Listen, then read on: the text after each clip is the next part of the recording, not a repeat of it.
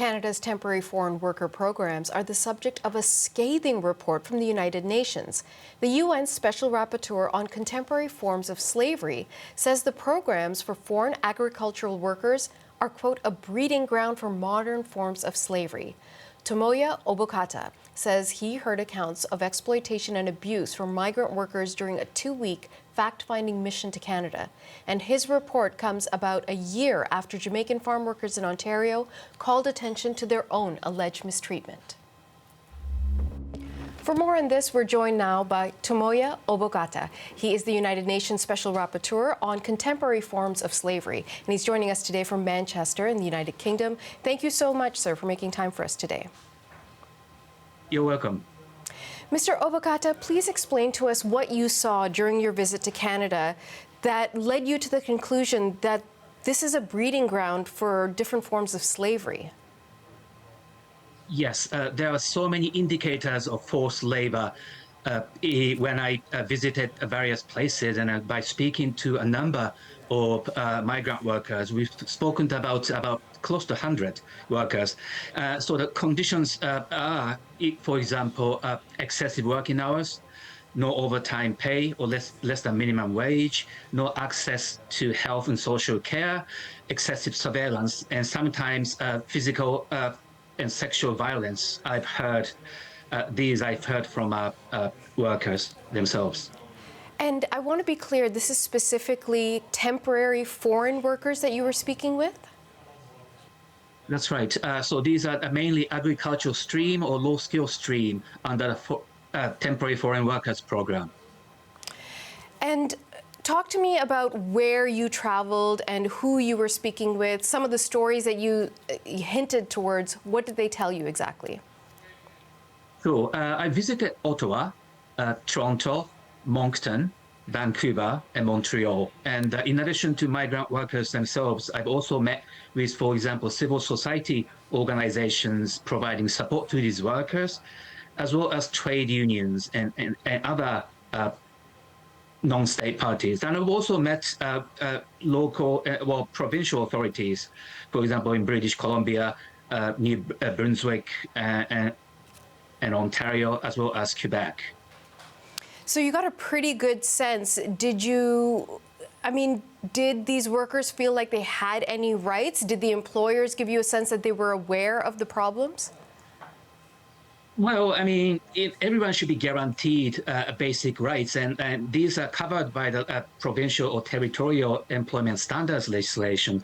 But information is not there. The workers do not even know what their rights are.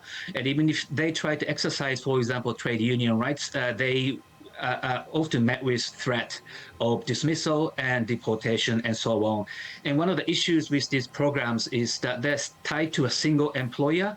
So if something like an abuse and exploitation happens, the workers are very reluctant to report because they fear that they might lose their job and then be sent back to their own countries. So that's why the reporting is quite difficult.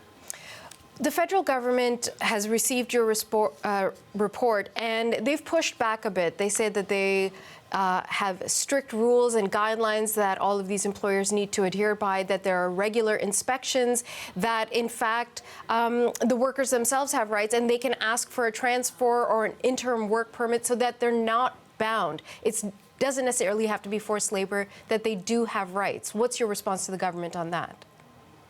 Well, I think, yes, and the government, the federal and provincial levels, they have stepped up for the protection of the rights of workers, but that's in theory. The enforcement of those laws and regulations are not as effective. And labor inspections, yes, okay, they say like maybe a few thousand inspections are happening each year, but I've heard different stories from workers themselves. Oftentimes, these are pre-announced. So that means employers know exactly when they are coming in. So what often happens then is that they ask workers to clean the workplace and living their accommodations so that it looks perfect. And sometimes these workers are sent away so that they do not complain to the labor inspectorate. So I've heard this from so many workers. So the reality is different from what the government is claiming. Of course, there are laws and regulations. That the extent to which they're enforced, that raises a huge question mark there. Mr. Obokata, people will see the report, they will hear you in this interview, and they'll say, slavery, that's a bit of an exaggeration. We're not whipping people here. We're not abusing people here. These are people who get the privilege of coming to Canada to work here. Those arguments are out there. How do you combat that type of thinking? Well, the slavery, by definition, depends on the exercise of control by employers over employees. Therefore, under certain circumstances, from several or more than several, but the workers I've spoken to, the degree of control is so strong that some instances may amount to actually slavery. I am certain of that. And that at the lower end of the spectrum, we have forced labor. And then the severe form is known as servitude, and the most severe form is slavery. And from what I've heard from various migrant workers, some instances may amount to slavery, the most severe form, because of the way they are controlled by their employers. As I said, constant surveillance, threat, intimidation, violence, being prohibited from leaving their accommodations, and so on. And that, to me, are indicators of slavery itself.